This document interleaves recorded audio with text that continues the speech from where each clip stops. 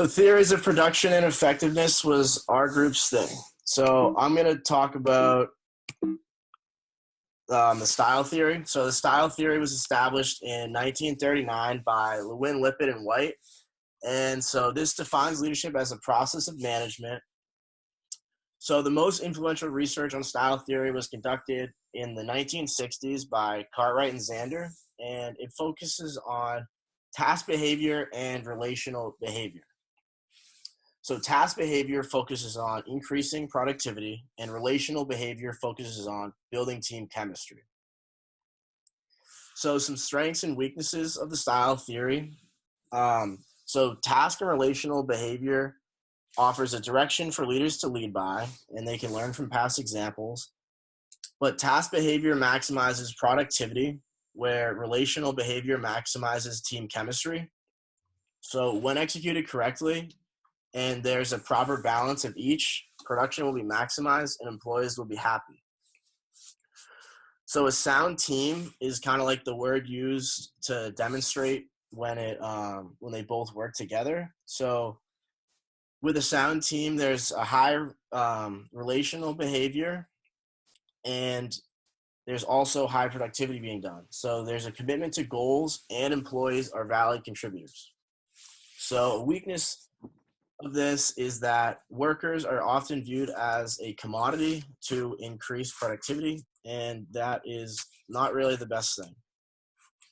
So deconstruction, I'm going to talk about commodification. And so sometimes when maximizing productivity, this can sometimes result in the dehumanization of people.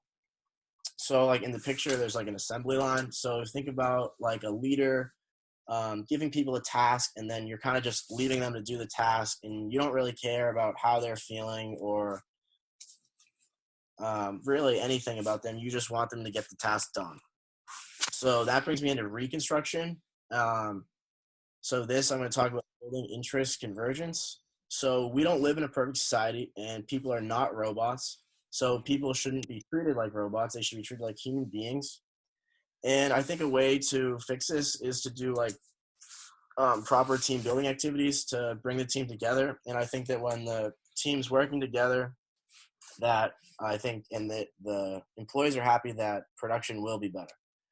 So overall analysis, the style theory does a good job if you only look at production rates, but it sometimes does not focus enough on the needs of the employees, and there needs to be more of an emphasis put on the needs and job satisfaction of the employees. So I did situational leadership, and there's lots and lots of theories of this style of leading, but this one in particular is based on Hesi and Blankard 1969. And the main point of this theory is that there's not one best way to lead. There's different situations that determine different styles of leading, and it depends on the context you're in, and it depends on your followers.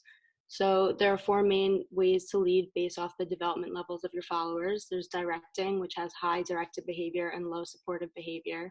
Coaching, which is high directive and supportive behavior. Supporting is low directive behavior and high supportive. And delegating is low directive and supportive behavior. And these are supposed to basically go in order over time, in this exact order, like the style of leading that the leader shows the followers. And it is important to treat your followers as individuals rather than a collective. So some strengths of situational leadership. The leader must know how to adapt based on the situation they are in and evaluate the development levels of their followers. There are different options for a leader to choose how they want to lead and what style they believe will be most effective. And it's not just one best way, which I think is a really good strength. And the context matters, and situational leadership takes this into account. Followers may have different levels of development at different stages in the process, and this style of leading is useful and practical. For deconstruction of situational leadership, I did flow of power. So some followers may feel that the leader holds too much power with this style of leading because the leader has total control and say in what way of leading they will use based off their followers' needs, whether it's supporting or directing them or coaching them. And the followers may feel they're not as much of a team because of this, and they might not have as much say. And you're either the leader or one of the followers, and that doesn't really change. And for ideological critique, since there are different ways of leading for the leader to choose from depending on the follower, this could become confusing to followers. So if a follower's coworker is receiving much more support from their leader than they are, they may lose their willingness to work and get things done and have less trust in the leader. For reconstruction of situational leadership attending to power, we should change the power dynamic in order to somehow allow followers to have more power and say in the group. This way the leader doesn't hold all the power all the time. And disrupting the idea follower needs a different style of leading because it could be hard to assess each individual's development levels. So if we could try out different styles of leading as a collective to see how the group reacts would work maybe a lot better than so many different styles of leading for different people.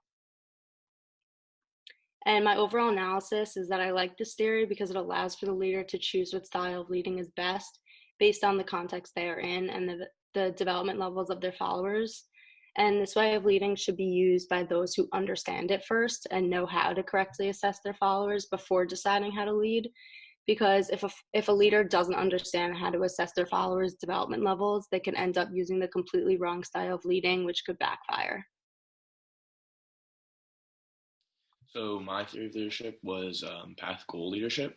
So the main goal is basically to make followers be more motivated so they become more productive. And it's based on Vroom's 1964 expectancy theory, which states that individuals are going to be more likely to follow a path and complete tasks on a path if they expect to get an outcome in the end that's desirable. So some strengths of path goal leadership are that leaders must constantly keep in mind and ask themselves how they're going to motivate and assist their followers, which improves like the quality of work for the followers. The model of the theory is pretty practical and straightforward. So the theory focuses on assisting followers and keeping them motivated, as well as removing as many obstacles in the way as possible. And the theory also focuses on the experience of the followers and is catered to offering a more positive environment to achieve goals. And it also allows the leader to be flexible when they're choosing a leadership strategy, so they can pick like whatever strategy they think is going to work best. So for deconstruction, one of them is commodification. So the process of path goal leadership relies heavily on maximizing efficiency. And people may feel they're being used as a means to an end, and it's kind of like dehumanizing. Leaders also implement the process they believe will be most efficiently what they'll believe will lead most efficiently to a desirable result, which might become like transparent to the followers. And then flow of power. The leader makes all the calls about how things are going to be done, so the followers don't really have much decision power or like input in the matter. And the followers are like observed when a path is laid out for them, and they're expected to be motivated to follow the path and work towards the goal without really much say in it. So power only really flows one direction from like the leader down, and the leader has all the power and decision making power. And then for reconstruction, attending to power should give power to the followers throughout the path process at the start when like you're deciding on a path to make sure there's more power distributed. And the leader should not be the only one making decisions about the path. Instead, there should be input from the followers about what they feel would make them work the most productive and efficiently. And also disrupting normativity. You need to make sure that there's no one dominant group like deciding the path that everyone else will be following, like within the followers, and ensure also that the leader is acting in the best interest of all the followers, not just in the interest of like one dominant group within the followers. You also need to not give any one group within the followers any preference when deciding what path you're going to like put in place.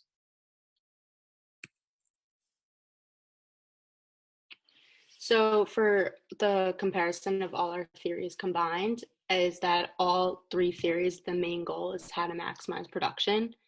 And according to Dugan, theories of production and effectiveness are grounded largely in management and emphasize the purpose dimension of leadership.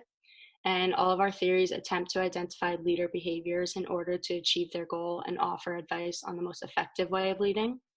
And leaders' behaviors are a direct influence on organizational outcomes.